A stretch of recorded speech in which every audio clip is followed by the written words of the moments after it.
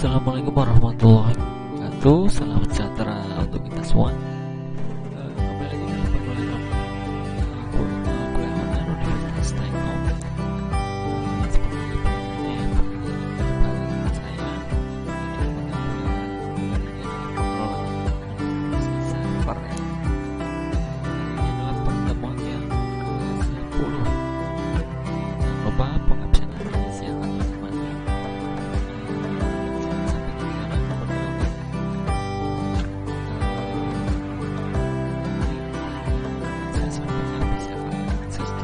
Classroom ya.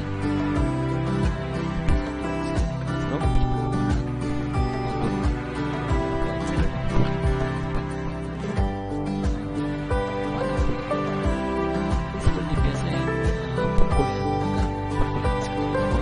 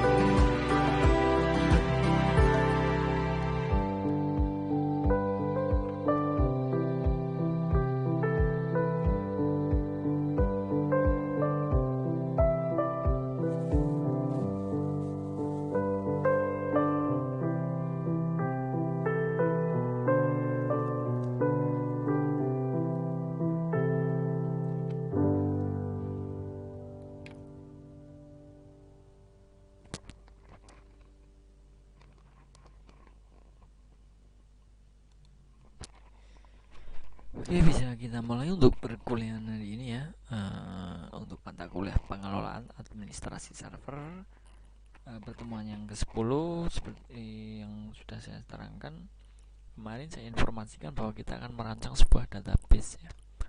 Database yang terkoneksi dengan server ya, sesuai dengan kuliah ya, karena dalam pengelolaan administrasi server ini nanti database-nya yang kita buat dari awal ya.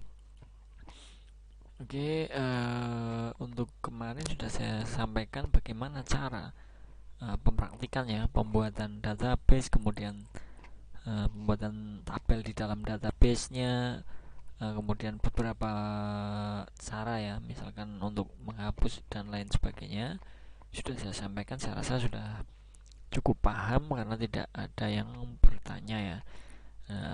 Untuk misalkan ada yang bingung dan lain sebagainya, silakan ya, jangan ragu kontak ke saya untuk memperjelas ya. Kalau memang belum paham, tidak apa-apa. Yang terpenting adalah berani bertanya ya. Bisa ke kontak saya langsung.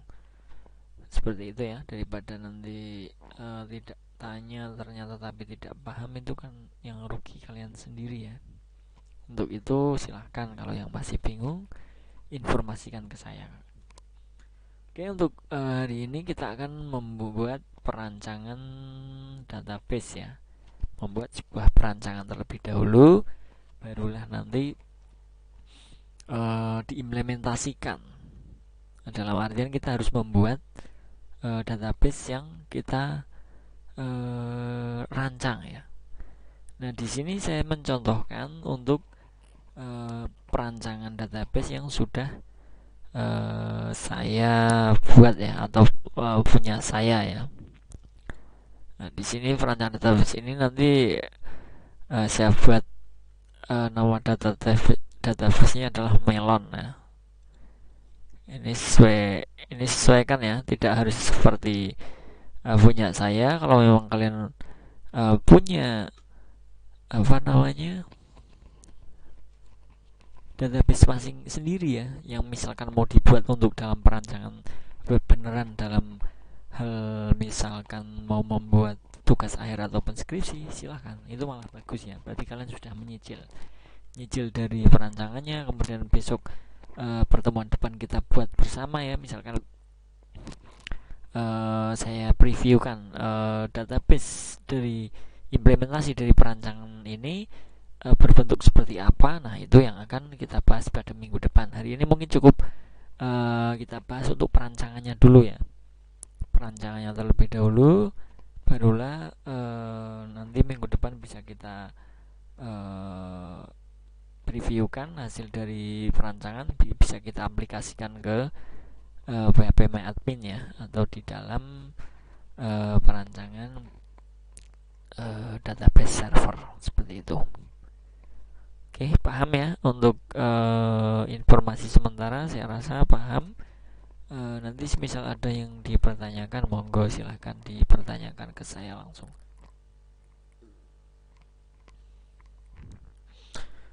Oke, mungkin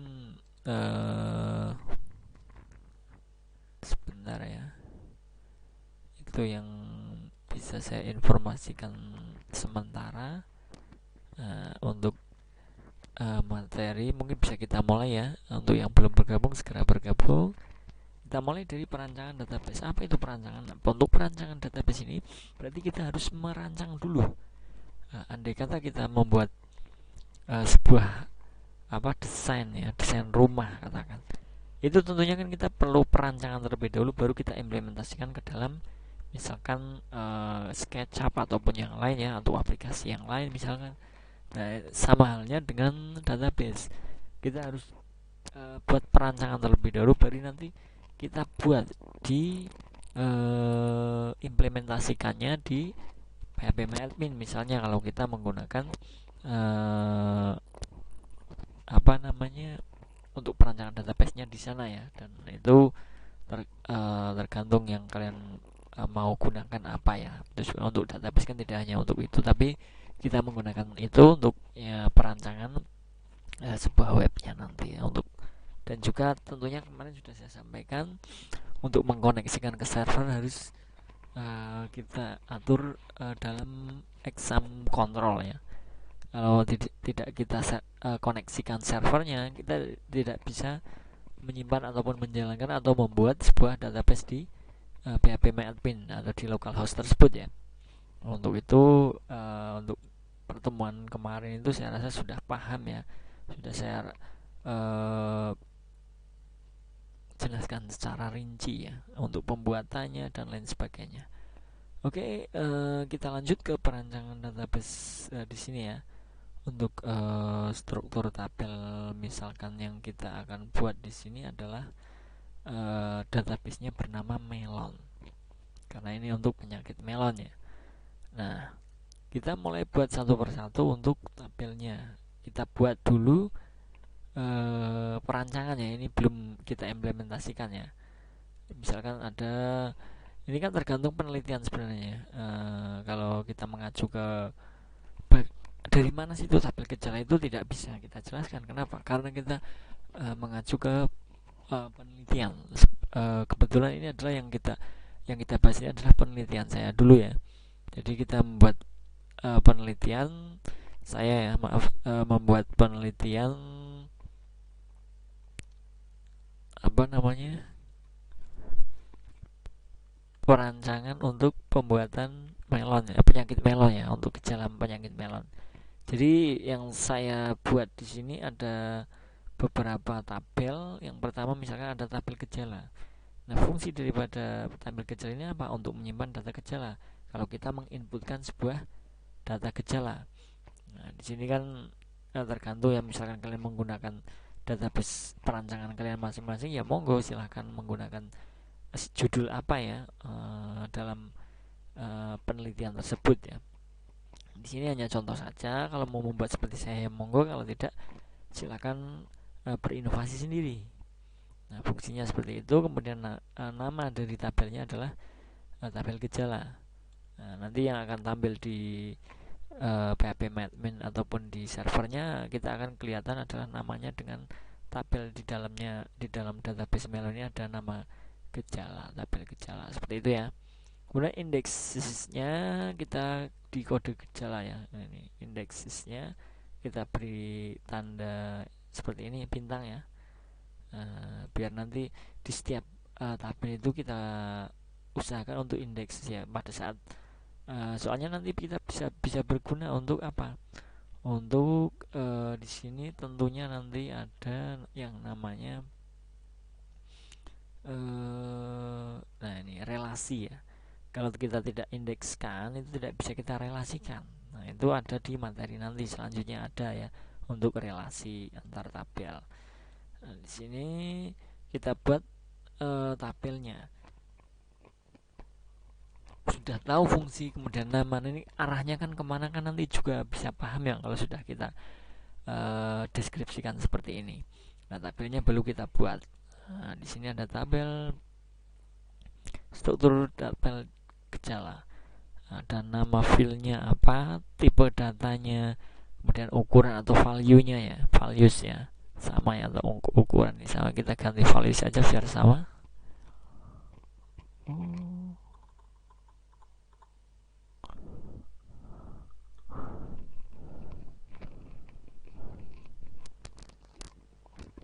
Values adalah ukurannya di sini ya. Jadi kita buat field yang pertama adalah kode gejala. Kita buat indeksisnya, kemudian tipe datanya apa, char atau karakter ya. Oke, sebentar ini kok. Nah, seperti ini. Kemudian valuesnya, karena kode mungkin bisa kita buat 4 saja ukurannya ya. Karena kode kan terkadang A1, A001, A002 misalnya. Ini tidak menutup kemungkinan ada beberapa banyak juga boleh, silahkan. Kemudian yang kedua ada nama gejala. Nama underscore gejala ini untuk penamaan seperti ini sebenarnya untuk pemanggilan pada saat kalian membuat sebuah pemrogramannya ya, di dalam webnya. Nah, ini untuk mempermudah saja ya. Kalau mau kalian buat nama gejala, nama underscore gejala juga boleh. Ini karena untuk mempercepat dalam pengkodingan biasanya kita singkat ya, nama gejala misalnya. Kemudian tipe datanya untuk nama gejala ini biasanya kan banyak ya, jadi kita buat varchar agar lebih banyak untuk karakter yang kita bisa inputkan. Valuesnya mungkin kita beri 100 untuk nama gejala ya, biar nanti banyak untuk ukurannya. Seperti itu ya. Ini nanti satu tabel ini bisa kita buat di PHP MyAdmin seperti itu. Oke, kita buat tabel yang kedua, ada tabel penyakit. Nah, ini sebagai contoh, nanti kalian menggunakan database lain, misalkan menggunakan database kalian masing-masing dan tabel kalian masing-masing juga boleh ya, perlu kalian ingat seperti itu ya. Untuk tabel penyakit di sini, karena di database Mela untuk menyimpan data penyakit saat kita input, tadi kan gejala, kemudian di sini adalah tabel penyakit, berarti untuk menyimpan data penyakit saat kita inputkan ya. Namanya penyakit, kode penyakit adalah indeksisnya, di sini ada indeksisnya ya. Oke, sebentar ini kok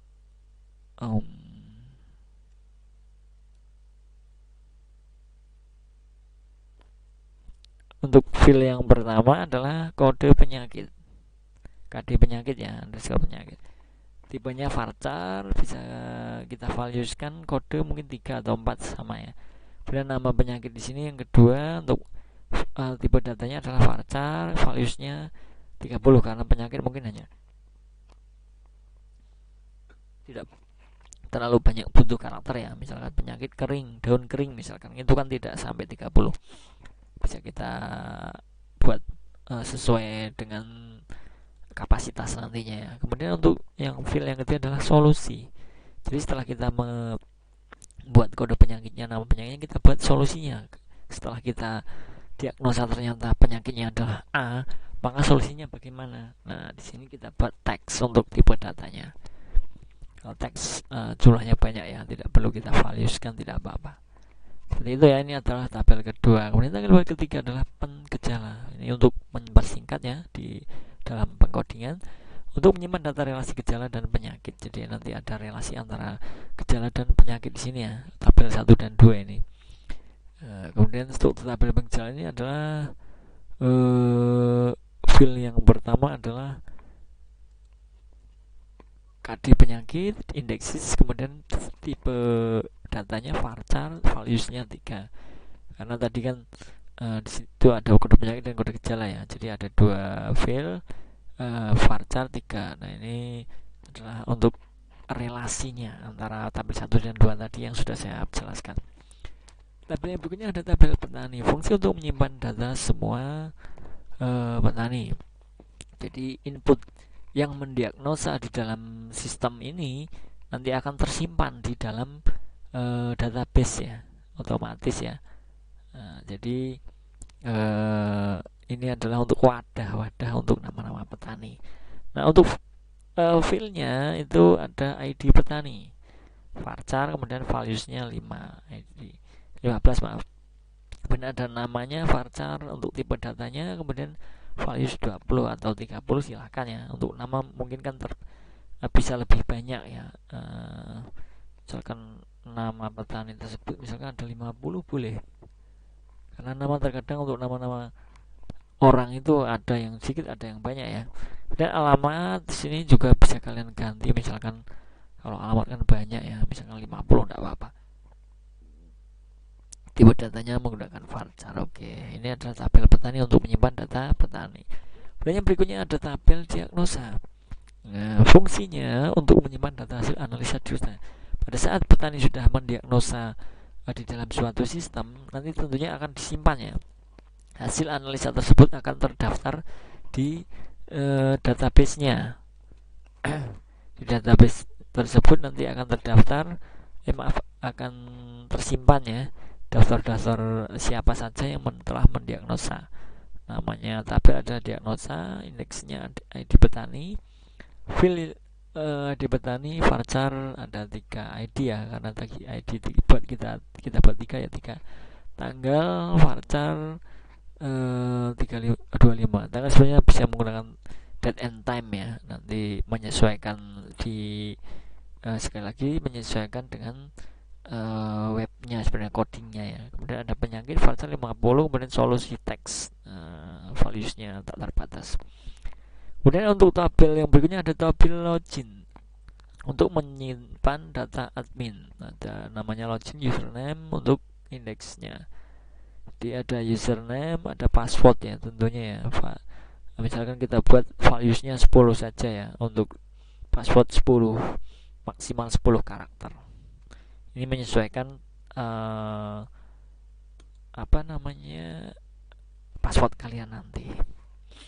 Yang berikutnya ada tabel jawab untuk menyimpan data suatu gejala. Misalkan suatu gejala tersebut sudah kita diagnosa, nanti tersimpannya ada jawabannya ada di tabel jawabnya. Untuk menyimpan data suatu gejala, untuk filenya 1 untuk kode gejala saja, varchar, kemudian 25 untuk values-nya. Tabel berikutnya ada tabel MISIC. Ini untuk menyimpan data petani yang diskusi. Jadi di situ di webnya itu ada sebuah diskusi antara petani satu dengan petani lainnya. Jadi saya buat untuk tabel message di sini adalah untuk diskusi sebenarnya atau pesannya. Untuk indeksnya message ID, kemudian field yang pertama ya, untuk tipenya integer, values-nya 11. Kemudian untuk message-nya karena banyak kita buat teks, values-nya kan banyak ya. Kemudian nama varchar 50 mungkin cukup. Kemudian create add adalah ini untuk timestamp saja sebenarnya, untuk pemenuhan dalam script di webnya. Seperti itu ya. Nanti kalian dibuat seperti ini boleh, kalau mau membuat sendiri ya boleh. Tabel ke-9 ada tabel comment untuk menyimpan data para user yang melakukan diskusi. Jadi ini adalah tabel message-nya adalah data pesan yang diskusi. Nah di sini untuk para data pesan para petani itu kalau tidak kita buatkan wadah dalam sebuah tabel komen ini, nanti tidak akan tersimpan. Si A mengomentari apa dalam diskusi, nah, itu kita buatkan wadah yaitu tabel komen. Com ID untuk field pertama integer, dan message ID di sini ada message ID ya, ID-nya berapa, dan komennya apa menggunakan teks, namanya, kemudian create at timestamp tadi ya untuk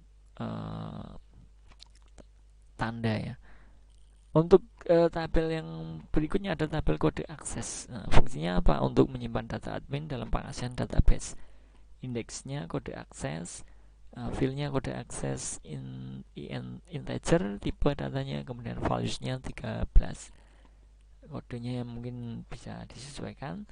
Kemudian untuk nama aksesnya menggunakan varchar ya 30 untuk values-nya. Nah, seperti itu. Nanti bisa kita relasikan antara tabel satu dengan tadi yang lainnya ya. Bisa kalian relasikan antara tabel penyakit dan gejala, tadi ada relasinya. Nah, bisa kita relasikan di sini.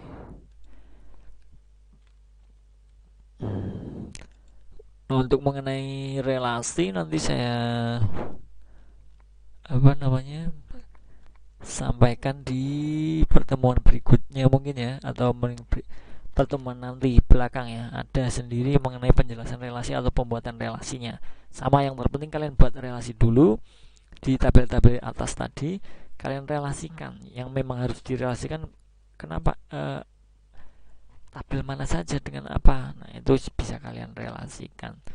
Nah, misalkan tadi ada penyakit dan penyakit gejala ya, berarti kalian akan ada relasinya.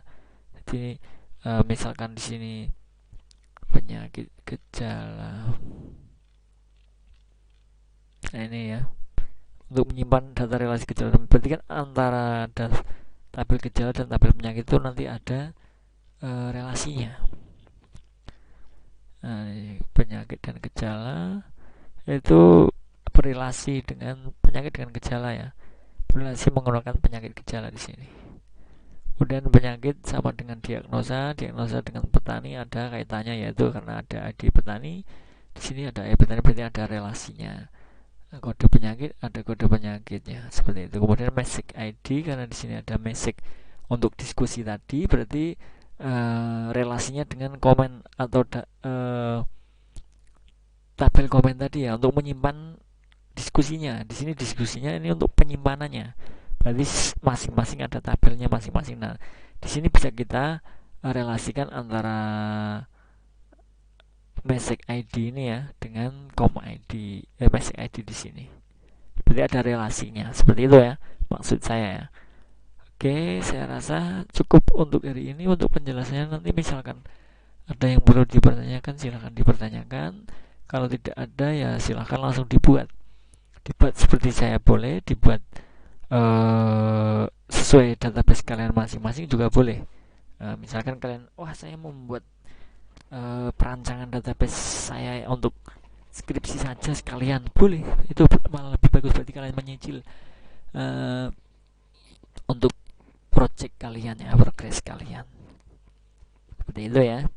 Untuk minggu depan akan saya jelaskan, kita implementasikan perancangan ini ke dalam PHP MyAdmin ya, buat sebuah tabel di PHP MyAdmin itu nanti jadinya seperti apa besok kita bahas untuk minggu depan ya. Kita lihat jadinya seperti apa, barulah nanti bisa dicocokkan dengan punya kalian ya, apakah sudah benar. Untuk relasi juga nanti ada pembahasan masing-masing, seperti itu ya. Oke, silahkan ya, mungkin ada yang dipertanyakan, atau nanti bila ada pertanyaan silahkan ke kontak saya langsung mengenai membuat perancangan database dalam pengelolaan administrasi server ini ya. Sekali lagi saya tegaskan ya, dalam artian kita membuat perancangan ini tidak harus sama seperti yang saya buat. Yang terpenting terarah ya, dalam artian nanti bisa diimplementasikan ke PHP MyAdmin. Kalau mau membuat database itu sendiri, monggo, mungkin dengan memang rancangan web kalian yang akan buat untuk skripsi ya silakan, atau mempunyai database yang sudah kalian buat di dalam suatu pekerjaan misalkan sudah ada, silakan, boleh dibuat sebuah rancangan database seperti yang saya buat ini, seperti itu ya. Atau mau dibuat dengan sesuai dengan modul dari saya ya silahkan, monggo, saya tidak membatasi untuk itu. Oke, saya rasa cukup ya untuk hari ini. Terima kasih untuk teman-teman semua yang sudah hadir dalam perkuliahan hari ini untuk mata kuliah pengelolaan administrasi server Universitas Telkom. Tema dari pembahasan untuk hari ini adalah perancangan database ya, yang akan kita implementasikan ke dalam PHP MyAdmin di dalam database server nanti di pertemuan berikutnya. Terima kasih untuk teman-teman yang sudah hadir ya. Untuk yang terlambat mungkin bisa kalian putar ulang di video saya ya, agar lebih paham lagi bagaimana sih cara untuk merancang sebuah database seperti itu. Oke, saya rasa cukup untuk hari ini. Terima kasih. Saya akhiri. Wassalamualaikum warahmatullahi wabarakatuh. Salam sejahtera untuk kita semua. Selamat mencoba, selamat belajar, selamat beraktivitas. Terima kasih.